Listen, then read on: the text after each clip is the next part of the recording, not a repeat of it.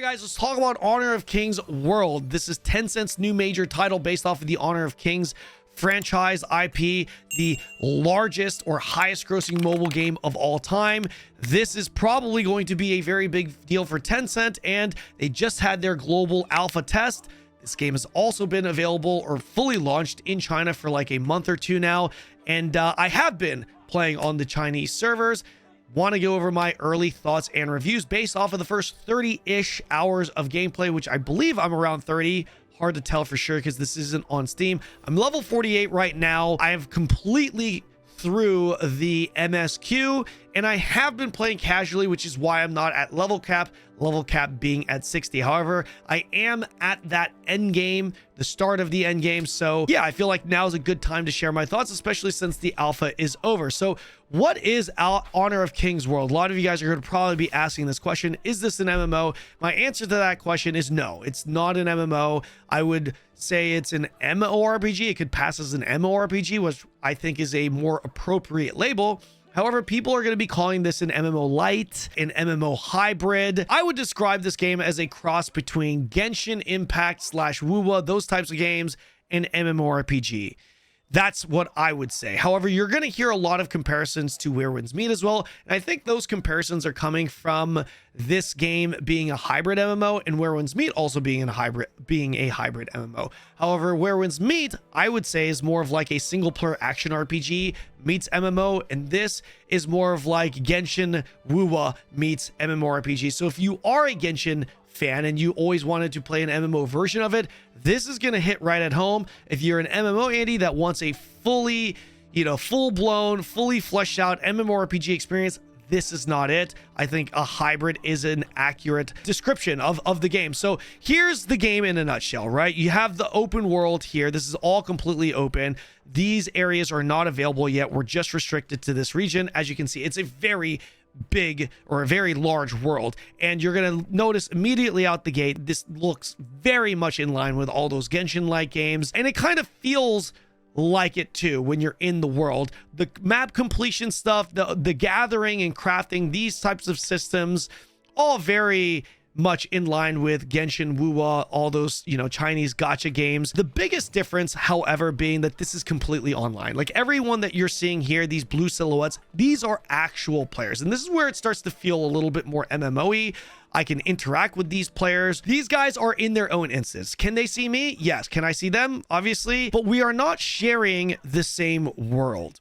And I really feel like this has a big impact on the performance of the game, which we're going to get into later in the video. But if we wanted to join the same world or layer, all we would have to do is invite each other to party, and bam, we're playing together, we're sharing the world, bada bing, bada boom, right? So there's the online multiplayer aspect of it where the entire world is pretty much like that. Obviously, if I go to a hub or hotspot, we're gonna see a lot more players. And the other area where it feels more MMO-y is the endgame loop. The endgame feels more MMO-y because it is more multiplayer. You have your dungeons, your boss fights, you even have PvP queues, arenas, 4v4s. So yeah, obviously that type of content isn't really available in a game like Genshin Impact. Another area that this game has is housing, and the housing also feels like it's on par with MMORPGs. This entire area is part of my own personal housing. I just leveled up here, and I can customize this. I can collect items. I can unlock achievements that would allow me to customize this entire experience. This is the building part of it, and I can interact with your home. Guild members can interact with each other. So yeah, a lot more socially driven. Obviously, there's a lot more when it comes to this. I'm trying to kind of go through this as fast as possible, but yeah, let's get straight into the gameplay rating here. Gameplay, I would give this a solid 8.5 out of 10 for what it is, and again, strictly based off of the first 30 hours of gameplay. For what this game is, I think it does a very good job. You can clearly tell the game is polished. The running animations, the parkour, just interacting with objects, the combat also, which will obviously have its own rating. It's just really, really good. However, I think a lot of people that play MMOs will or could find this game to be quote unquote soulless. And I don't really think that's a fault on the game, but I could definitely see it, right? Because that I feel like comes more from MMO Andies that are looking for that massively multiplayer, that big or deep world immersion, and that's just not what this game is. You don't get that from Genshin, you don't get that from Wuwa, you know, and I feel like this game has done a pretty good job blending and fusing the two, but nothing in this game screams holy shit, like I've never experienced this before. It is pretty generic on paper, but it has all of those generic features, and it does those generic features or generic content pretty well. The boss fights are good. The early game is pretty good. The world exploration is pretty good. The puzzles are challenging. The boss fights from the MSQ specifically also really good. The dungeons solid too. The content, the PvP content, also really fun. So yeah, overall, I gotta give this an 8.5. Is it groundbreaking? Are you never gonna see another game that's like this? Absolutely not. For what it is, for what it does it pretty well. Also, one thing that I do want to mention is I do not know what the end game is like, and I've heard from people that have been putting in a lot of hours, like 1,000 plus, that the game does start to get a little stale at the end game. It gets boring, but I don't know. You'll have to ask some of the veterans. But yeah, I can kind of see it now that I'm kind of starting the end game. You're pretty much running the same dungeons over and over again. However, season 1 has just dropped recently, which is a huge content update. So we'll see how the game progresses from there, because the game is still very young. Next category we're going to talk about is the combat. The combat I also will give an 8.5 out of 10. The only downside to the combat is that there's a lot of auto locking, excuse me. So once I'm locked on a target, my character just immediately gap closes. This is something very much present in all Genshin / Wuwa like games, that, you know, you feel that auto lock. You're kind of, it's a little bit spammier action combat. I don't mean that in a negative sense. I mean that more in a stylistic sense, if that makes sense. But for that type of combat, the combat is very good. It's very easy to learn, which I appreciate. I think that's very important for new players. It's very fun, I would say, for most people early on if you like this type of combat. But the skill ceiling is also very high. You have different CC protections, you have different combos. Every weapon works differently. This is a weapon-based game, by the way. These are all classes, and all these different classes are different weapons, and you choose 2 out of all of these.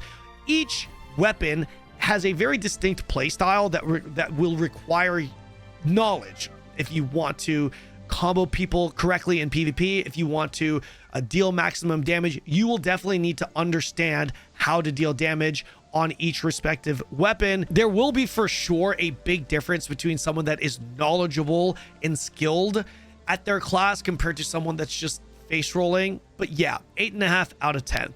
Character progression is next. Character progression, I'm going to give this a 5 out of 10. There's really nothing special about it. You've got your breakthrough talents, your talent trees. You've got your gear right here that you can upgrade. You've got your weapons and armor, all that stuff. Again, very generic. I'm not going to get into detail here. Just know that it's very consistent or on par with those Genshin / Wuwa-like games. If this were an MMORPG, by the way, it would definitely get less than a 5 out of 10, but again, we're rating this game for what it is. UI UX, I'm going to give this a 4 out of 10. To be fair, I don't know of any Genshin / Wuwa like games, even Where Winds Meet, where I would give the UI UX over a 5, simply because I absolutely despise these mobile cross-platform UI UXs that are clearly catered to the mobile user. I genuinely believe that if you're putting in millions of dollars, tens of millions, hundreds of millions of dollars into these games, there really is no excuse for not adding or designing a PC exclusive UI.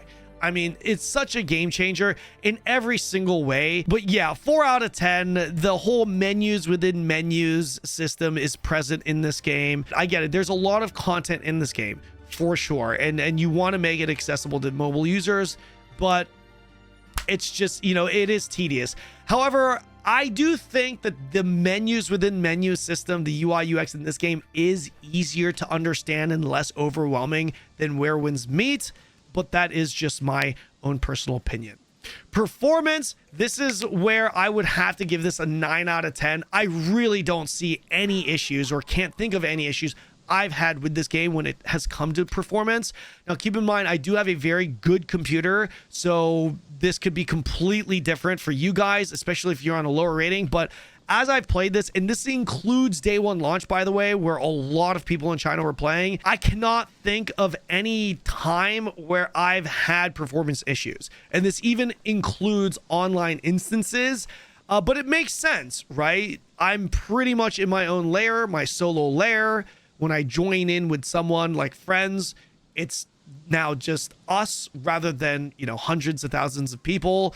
We can see the silhouettes, but it's still our instance. When we go into dungeons, it's just, you know, 4 of us, PvP, 4 of us, or 2 of us. The performance has just been really good. Frames are good. The game looks incredible, right? Yeah, I got to give this a 9 out of 10 for when it comes to my own personal experience with the game. Overall, guys, if we were to tally up the ratings, gameplay being weighted twice, combat being weighted twice, overall, we have a 7.42 out of 10. The one thing I didn't add into this rating is the monetization, and I know a lot of you guys are probably going to ask about it, but I feel like the monetization would only help. The monetization, I feel like, is relatively similar to Where Winds Meet, where there is a gacha banner like these two, but they're strictly cosmetics. There is no pay for progression here outside of the battle pass, which you can see here. There is a premium track here, but as someone that has been playing this game at least to level 48, 30 hours, I really don't think this is a big deal. The only questionable thing, which I also don't think is bad, is that the heroes or the weapons / classes in this game, they can be purchased and unlocked immediately. In this aspect, I would say it's very similar to Duet Night Abyss. I have 5,300 crystals here. That's enough to unlock almost 2 of these characters, and I've already spent like 2,500 on this costume. And again, I'm playing very casually, and I've put in like 30-ish hours or so keep that in mind, right? I don't think it's difficult at all. The biggest questionable thing, however, within this system is that the bow class, for whatever reason, is locked behind, I'm trying to find it here, sorry. This class right here is locked behind the battle pass. You have to buy the battle pass to unlock this, unless they've changed it. And this is also the Chinese server, so that could be different on global. Outside of that, the monetization, as far as I can see so far, is very, very fair. But yeah, that's gonna pretty much wrap this one up, guys. Let me know your thoughts and rating in the comment section below if you were able to play it. Don't forget to like and subscribe. I'm streaming MMO content daily on Twitch, so follow me on that platform. I'll see you guys in the next video.